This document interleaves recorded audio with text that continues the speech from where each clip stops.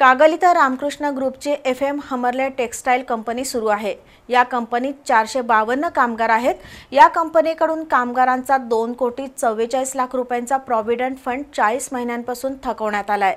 या विरोधात भविष्य निर्वाह निधी कार्यालयासमोर आज कंपनीच्या कामगारांनी जोरदार निदर्शनं केली। दरम्यान शिष्टमंडळासोबत चर्चा करताना कार्यालयाचे अमित चौगुले यांनी कंपनीचं हमीपत्र कामगार प्रतिनिधींकडे सुपूर्द केलं।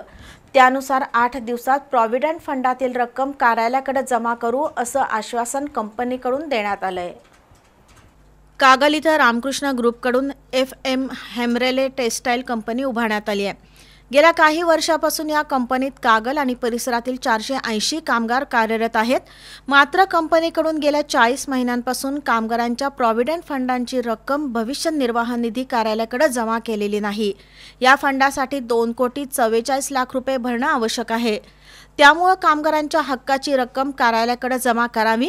गेल्या वर्षापासून थकीत असलेले कामगारांचे पगार अदा करावेत। यासह अन्य मागण्यांसाठी अमर बनकर, भगवान माने, सचिन पाटील, अजित माने, अजित आगळे, शिरीष सोनवणे यांच्या पुढाकारातून ताराबाई पार्कातील भविष्य निर्वाह निधी कार्यालयासमोर जोरदार घोषणाबाजी करत ठिय्या आंदोलन करण्यात आलं।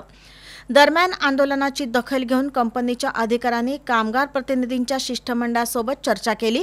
तसंच कंपनीचं हमीपत्र शिष्टमंडळाकडे सुपूर्द करण्यात आलं। त्यानुसार येत्या 8 दिवसात कामगारांचा प्रॉव्हिडंट फंड कंपनीकडून जमा केला जाणार आहे।